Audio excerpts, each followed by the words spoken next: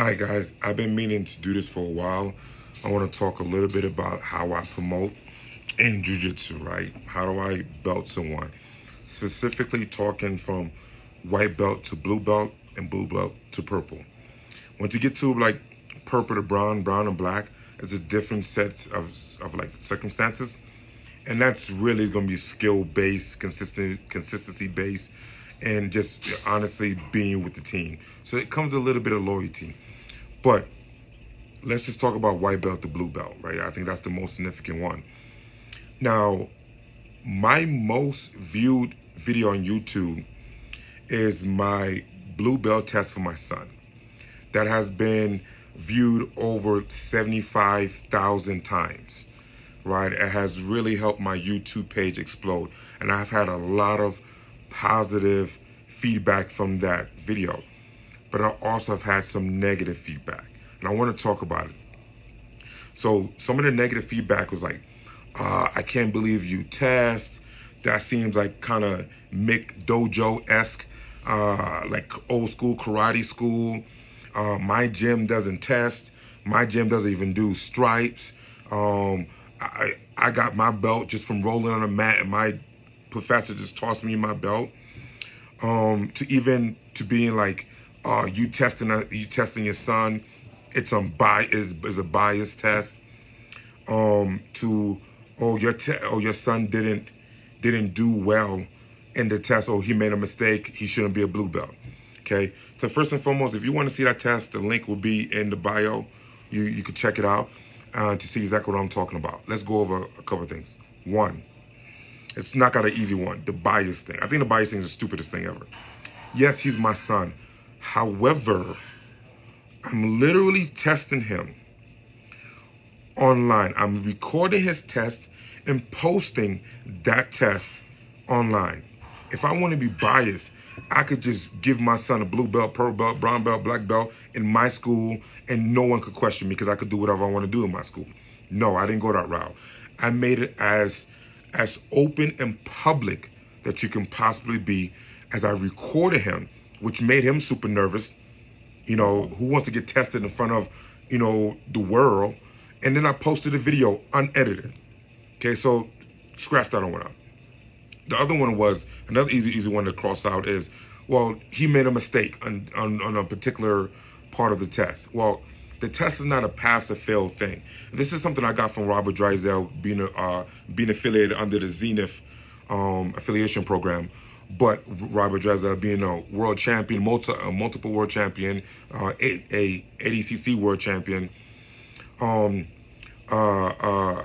thing about the test that I believe is important is that it's not a pass or fail thing, meaning that if you don't get it 100%, then you won't pass that portion. Maybe purple belt, I'm a little bit more stricter, but as a white to blue belt, you're allowed to make some mistakes. In fact, it gives me an opportunity to correct you. It's almost like a private session.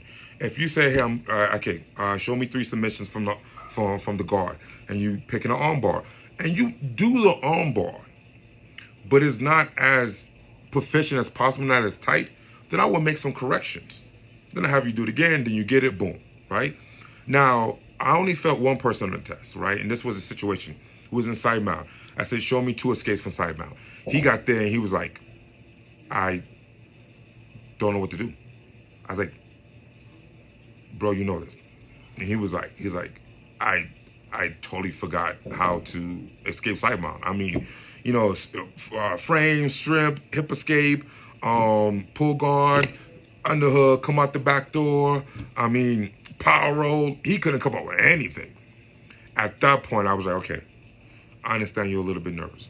I want you to do a little bit more studying and then come back and retake it. Okay? And that's only because he really couldn't give me anything. If he could have given me just a little bit, I would have helped him out. Give me about 70%, which is still C, still passing. I could give you the rest. Okay, scratch that. Now let's talk about why do I test? Okay? First of all, I understand old school, they don't test. You roll. That's how I got promoted. I was rolling, having a good time. My professor said, hey, you're a blue belt. Hey, you're a pro belt. Hey, you're a brown belt. Only time I got a significant situation is when I got my black belt. In fact, when I got my brown belt, I was so confused when he tossed me the belt, Professor Curtis Hill. I was so confused. I didn't know what he was doing, right?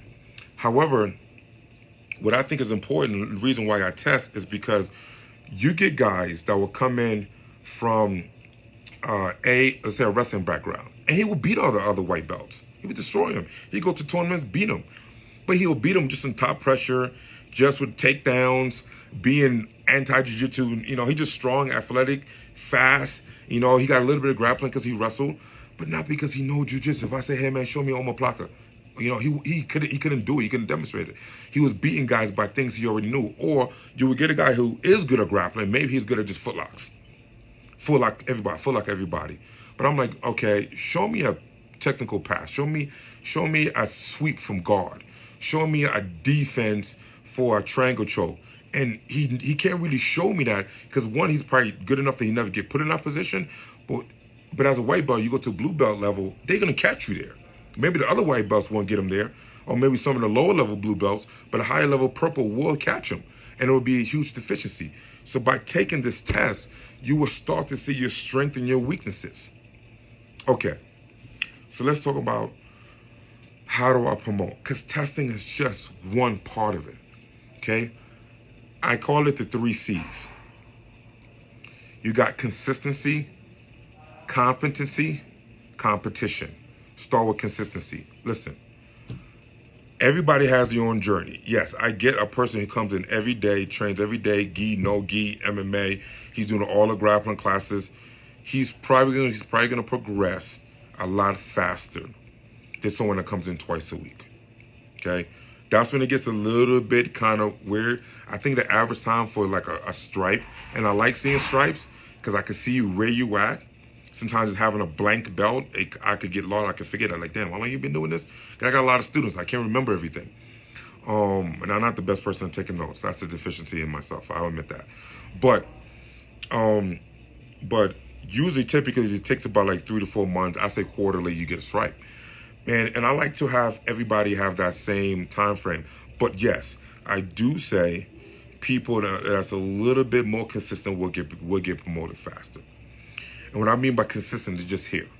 Now, even a person to come in twice a week, the weekend warrior, that's fine. You will still get it too. May take just a little bit longer because you can't say the person that come in 2 days a week is going to be as technical as someone that comes in every day. All things created equal, meaning both people are coachable, both people are willing to learn. But being consistent is number one. That's nothing. I won't promote you if you're not here in the gym. Like, that doesn't even make sense. Well, coach, you know I've been doing jiu-jitsu for... I hear you, bro.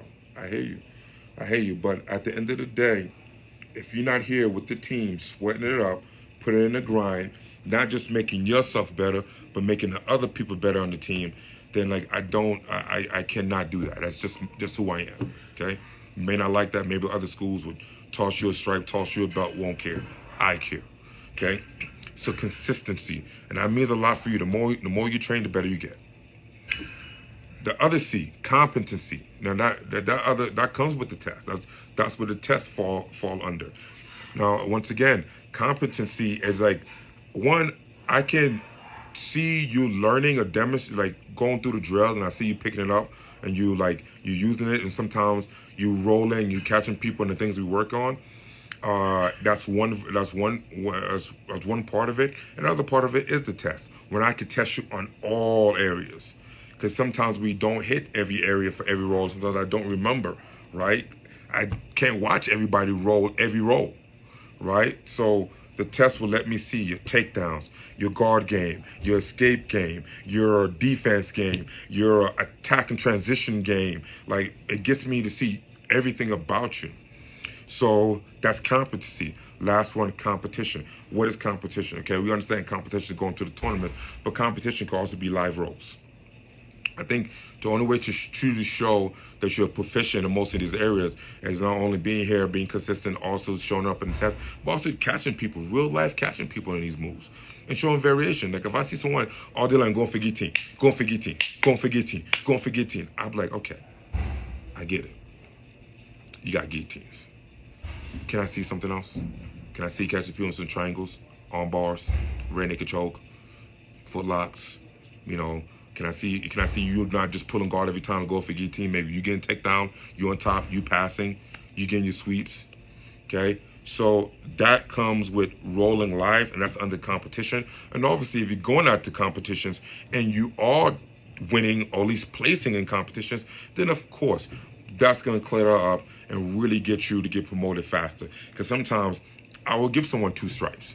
If I see you out there, you are killing it, submitting people on the mat, some people submitting people in tournaments, even if you're doing MMA fights and you taking people down and controlling them, passing the guard and submitting people in MMA fights, maybe I give you 2 stripes. You're way more advanced than a regular white belt, okay, or the regular blue belt. So putting all that together, that's how at the end of the day, and let's say someone's basic typical person to get 4 stripes, so about every 3 months, so about 1 year. It'll take roughly about 1 year to get promoted from white belt to blue belt, and then 1 year for white belt to blue belt, and then you have the option to test out, and which could come right after you get your 4th stripe. You get your 4th stripe today, you can test out tomorrow, you get your blue belt. Okay. Now I don't also charge for testing. I don't charge for promotion. I don't even goddamn charge for the belt. I take that out of the fees you're already paying. Okay, so I don't use promotion as an opportunity to dig into your pockets. I feel like by the work you put in, the sweat you put in, you earned it already, right? It only costs like $14 to get a belt. It costs me maybe like 30 minutes to give you a test, and that's something I could do for every student. I think you earn it if you've been putting the work in and you became an asset to the team. Not only you learning, but you're also giving back by helping other people. And you can do that just by showing up and being a live body. So that's how I promote, specifically from white belt to blue belt and from blue belt to purple belt. I have specific tests. Once again, I will have the blue belt test, which has the curriculum, the testing curriculum underneath, and I will have the purple belt test videos, which also have the curriculum, the testing curriculum underneath and comments. If you have any comments, man, share your thoughts. I understand some people don't like the testing thing. Some people have a different way of doing it. But with that said, I've gotten a lot of positive feedback that I appreciate it. Some people actually watched the testing video and was like, oh, thank you. Now I have an idea on what I should be able to do as a blue belt. And just so you know, let me break down the belts, right? And what you should be able to do from belt to belt to belt. As a white belt, you're just surviving. You're surviving and learning escapes. Surviving, learning escapes. As a blue belt, you should be starting and now able to attack and maybe submitting some particular white belts and some of the blue belts. As a purple belt, you should be able to like work on transitions. Your transition game should hit that next level. As a brown belt, you should be learning how to add pressure and traps. How to control people at a maximal level, how to put people in places you want them to be, like how to really apply pressure and traps. And by the time you hit black belt, you should learn how to master the art, master systems, and put things together in categories, right? And then also teach. I think by purple belt, you should be able to teach some of the basic fundamentals, and by brown belt and black belt, you should be able to maybe teach some of the more advanced stuff.